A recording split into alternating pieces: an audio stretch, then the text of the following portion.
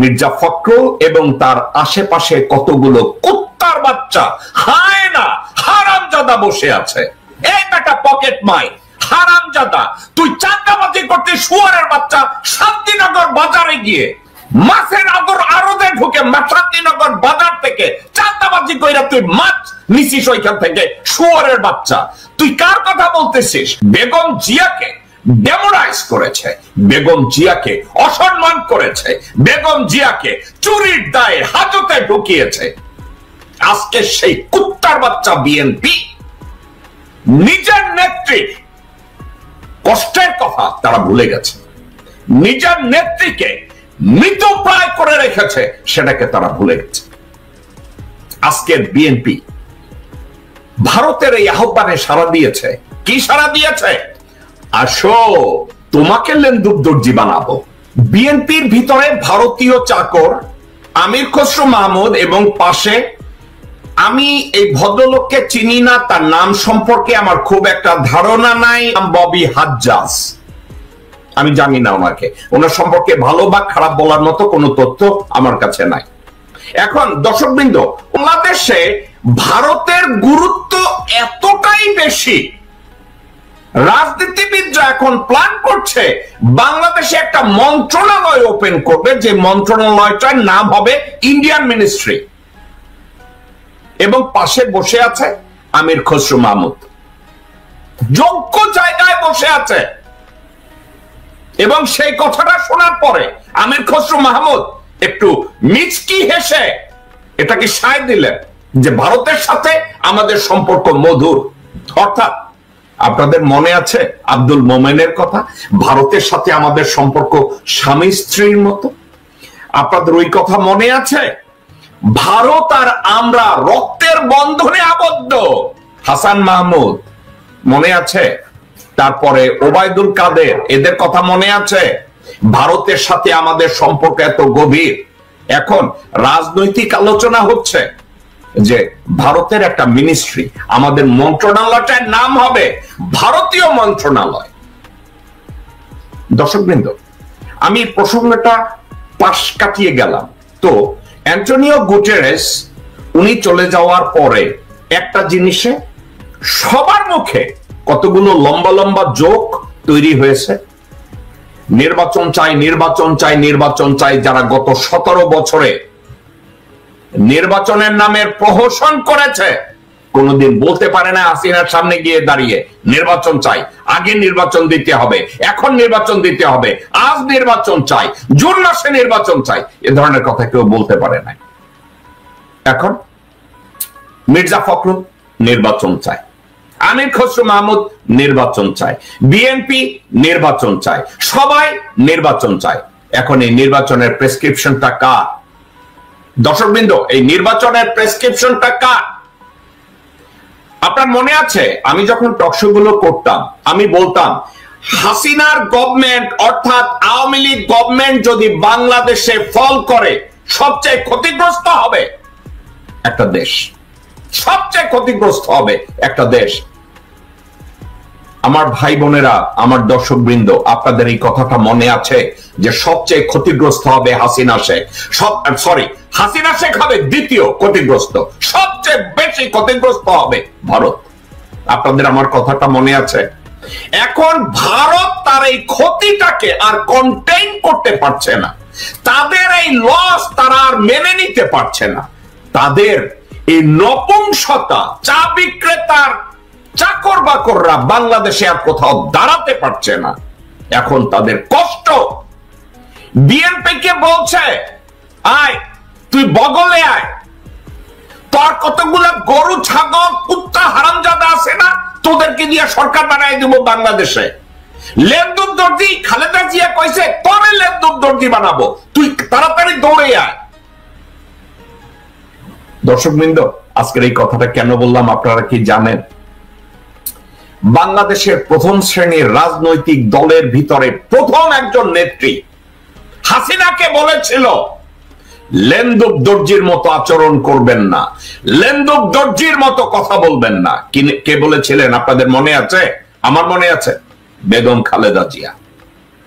বেগম খালেদা জিয়া এই কথাটা বলেছিলেন একজন স্টেটসম্যানের মতো।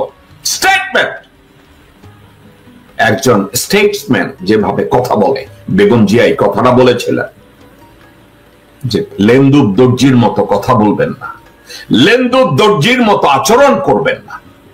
বেগম জিয়াকে এর খেসারত দিতে হয়েছে। ডিপ্লোম্যাট এটাকে নিয়ে হেডলাইন করেছে, হিন্দুস্তান টাইমস এটা নিয়ে আর্টিকেল করেছে। বেগম জিয়াকে ডেমোরাইজ করেছে, বেগম জিয়াকে অসম্মান করেছে, বেগম জিয়াকে চুরির দায়ে হাজতে ঢুকিয়েছে। আজকে সেই কুত্তার বাচ্চা বিএনপি নিজের নেত্রীর কষ্টের কথা তারা ভুলে গেছে, নিজের নেত্রীকে মৃতপ্রায় করে রেখেছে সেটাকে তারা ভুলে গেছে। আজকের বিএনপি ভারতের এই আহ্বানে সাড়া দিয়েছে। কি সাড়া দিয়েছে? আসো তোমাকে লেন্দুর দর্জি বানাবো। আর মির্জা ফখরুল এবং তার আশেপাশে কতগুলো কুত্তার বাচ্চা, হায়না, হারামজাদা বসে আছে। লেন্দুর দর্জি 1 কে? মির্জা ফখরুল। লেন্দুর দর্জি 2 আব্দুল আউয়াল মিন্টু। লেন্দুর দর্জি 3 আমির খসরু মাহমুদ। লেন্দুর দর্জি 4 মির্জা আব্বাস। লেন্দুর দর্জি 5 ইকবাল হোসেন টুকু। লেন্দুর দর্জি 6 সামাওবায়েদ। লেন্দুর দর্জি 7 সালাউদ্দিন। আপনাদের কারো সন্দেহ আছে? ভারত থেকে ট্রেনিং নিয়ে এসেছে, র তাকে তৈরি করে দিয়েছে। বুঝেছেন? এদেরকে দিয়ে বিএনপি এখন লেন্দুর দর্জির সরকার গঠন করবে। হয়তো বেগম জিয়াকে তাদের দরকার নাই, তারেক জিয়াকে তাদের দরকার নাই। কেন দরকার নাই? বেগম জিয়া তো ভারতের আধিপত্যবাদ এবং আগ্রাসন মেনে নেবে না। তো জনাব তারেক রহমান, তার শরীরে তো জিয়ার রক্ত, ওই রক্ত তো ভারতের আধিপত্যবাদ এবং আগ্রাসন মেনে নেয়ার কথা না। Therefore, বেগম জিয়া দেশে ছিল, তাকে বাইরে জোর করে পাঠাও। তারেক রহমানের মামলাগুলো ঝুলায় রাখো, সে যাতে দেশে না আসে। আর মির্জা ফখরুল ভাষণ দিতে গিয়ে বলবে শেখ মুজিবুর রহমান আমাদের নেতা ছিল না। এ হচ্ছে বিএনপি। দর্শকবৃন্দ, তো সর্বসাকল্যে গিয়ে তারা নির্বাচন প্রেসক্রিপশন। আজকের একটা কথা আমি আপনাদেরকে বলে রাখি, সত্যিকার অর্থে বাংলাদেশে এখন যারা নির্বাচনের প্রপোনেন্ট, যারা নির্বাচন চায়, যারা নির্বাচনের জন্য গলা শুকায়, তাদের টার্গেট জনগণের কল্যাণ না, তাদের টার্গেট দেশের উন্নয়ন না, তাদের টার্গেট বাংলাদেশের স্থায়িত্ব না। তাদের টার্গেট একটা, ওয়ান এন্ড অনলি টার্গেট,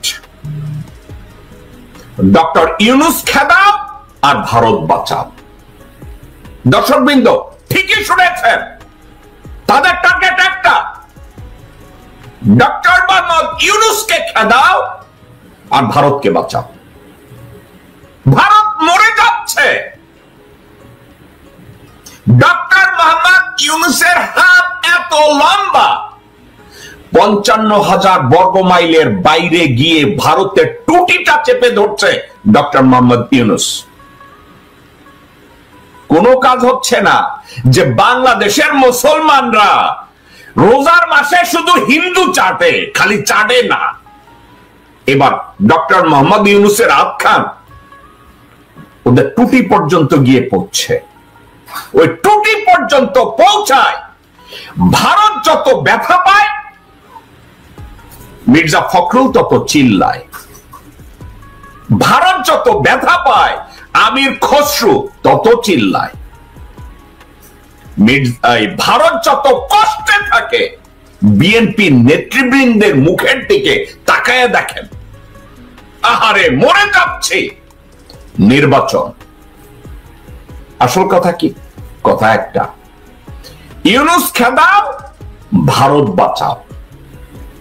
বিএনপির মূল মন্ত্র একটা, বাংলাদেশ জিন্দাবাদ তাদের কোনো মূল মন্ত্র না, ৩১ দফা তাদের কোনো মূল মন্ত্র না, বেগম জিয়ার চিকিৎসা তাদের মূল মন্ত্র না, বাংলাদেশের অস্তিত্ব টিকাও এটা কোনো মূল মন্ত্র না। তারা এই নির্বাচনটাকে সামনে তাড়াতাড়ি করার জন্য, বাংলাদেশের আইন শৃঙ্খলা পরিস্থিতিকে সবচেয়ে নিচে নামানোর জন্য বিএনপির পাশে কাজ করছে বাংলাদেশের মিডিয়া। দর্শকবৃন্দ, বাংলাদেশের মিথ্যাচারী, বাংলাদেশের সামাজিক পতিতা, শুয়োরের বাচ্চা প্রথম আলো, মতি এবং মাহফুজ আনামের মতো ডেইলি স্টার, ৭১ আর এদের আজে বাজে এদের নাম আর না নিলাম, এই দেমকে আব্বাস, এই হারামজাদা, দেমটা কে? হারামজাদা, তুই ইলিয়াস আলীর গুমের সাথে জড়িত কুত্তার বাচ্চা। আব্বাস, তুই তোর বউকে আর লোকজনকে বেগম জিয়ার পাশে রাখিয়েছিস খবর আদান প্রদান করার জন্য, কুত্তার বাচ্চা। তুই হাসিনার কাছে গিয়ে খবর দিয়েছিস, তুই রয়ের হয়ে কাজ করেছিস, ইন্ডিয়ান হাই কমিশনে প্রণয় ভার্মার সাথে কুত্তার বাচ্চা একের পর এক তুই মিটিং করেছিস, আর এখন বলছিস তাদের দেয়া রিফর্ম আমরা মেনে নেব না। দর্শকবৃন্দ, এই একটা লোকের জন্য তো আমি বলতে পারি না যে আপনারা বিএনপি কে ভোট দিবেন না। এই একটা কুত্তার বাচ্চার জন্য আমি বলতে পারবো না যে বিএনপি কে ভোট দিবেন না। আমির খসরু মাহমুদের মতো একটা বেশ্যার বাচ্চার জন্য আমি বলবো না যে বিএনপি কে ভোট দিবেন না। আমি বলতে পারবো না। বিএনপি অনেক বড় একটা অর্গানাইজেশন, সেখানে এ ধরনের ২, ৪টা ১০টা কুত্তার বাচ্চা থাকবে, যেসব কুত্তার বাচ্চারা ভারতীয় স্বার্থ সংরক্ষণ করবে। ভোটের সময় এই মির্জা আব্বাসকে ভোট দিবেন না, এই মির্জা আব্বাসকে আপনারা ভোট দিবেন না। আমির খসরু মাহমুদের মতো ভারতীয় দালাল শুয়োরের বাচ্চা এই বেশ্যাদেরকে আপনি ভোট দিবেন না।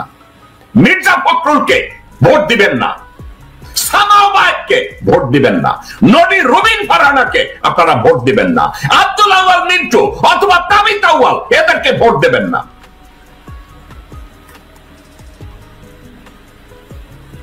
এরা ভারতীয় দালাল, এরা ভারতীয় কুত্তার বাচ্চা। গত ৫৩ বছরে যেই রাজনীতিবিদরা দেশের রিফর্ম করতে ব্যর্থ হয়েছে, গত ৫৩-৫৪ বছরে যেই কুত্তার বাচ্চারা বাংলাদেশের একটা ইনফ্রাস্ট্রাকচারকে সঠিক পথে তৈরি করতে ব্যর্থ হয়েছে, সেই কুত্তার বাচ্চারা বলে, মির্জা আব্বাস, তোরে মির্জা তোর পাশার ভিতরে ঢুকানো উচিত। চাপ পাইছে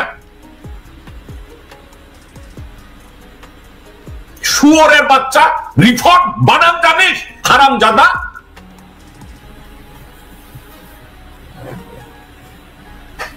তুই আর তোর ভাই ফালু একত্র হয়ে বিএনপিটাকে ক্যান্সার বানায় দিছিস। তোর মতো কুত্তার বাচ্চারা বিএনপির ক্যান্সার, মির্জা ফখরুলের মতো লোকজনরা বিএনপির ক্যান্সার।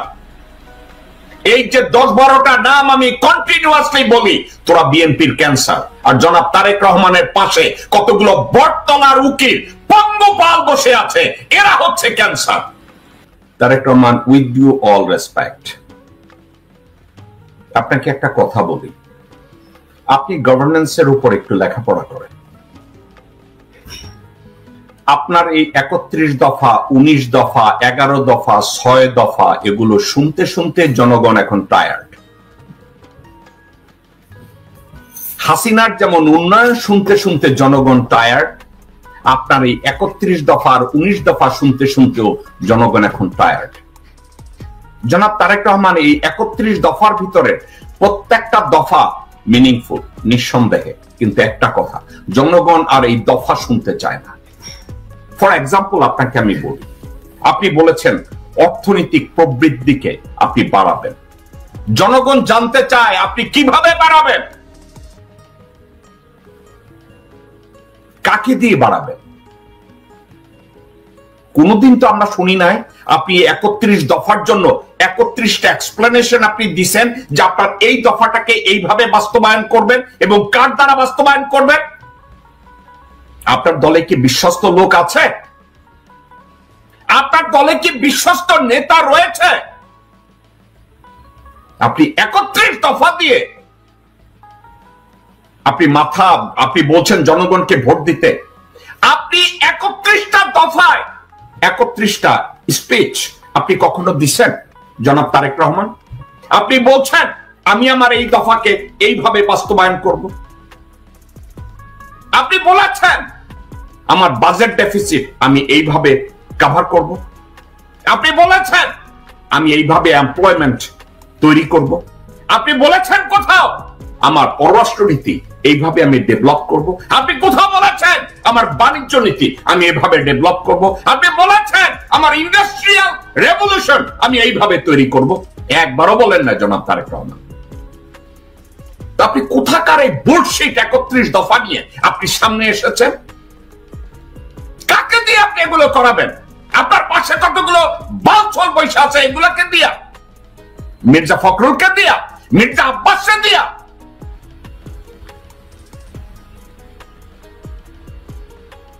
দফা এখন এমন কি শোনাচ্ছে জানেন?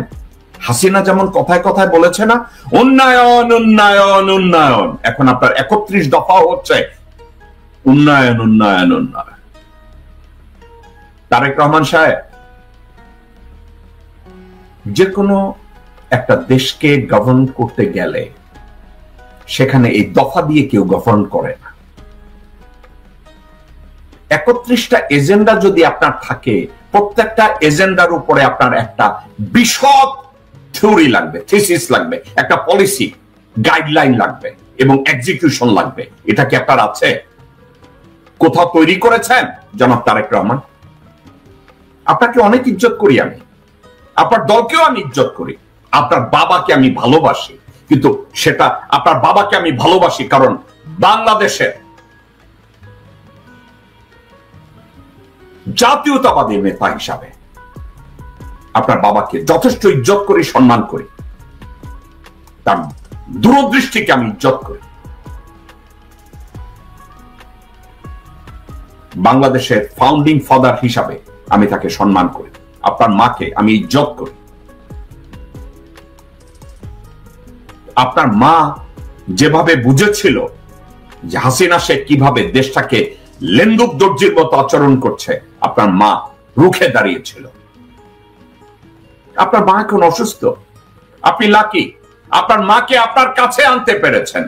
আমি জ্যাকব মিল্টন আমার মায়ের খেদমত আমি করতে পারি না।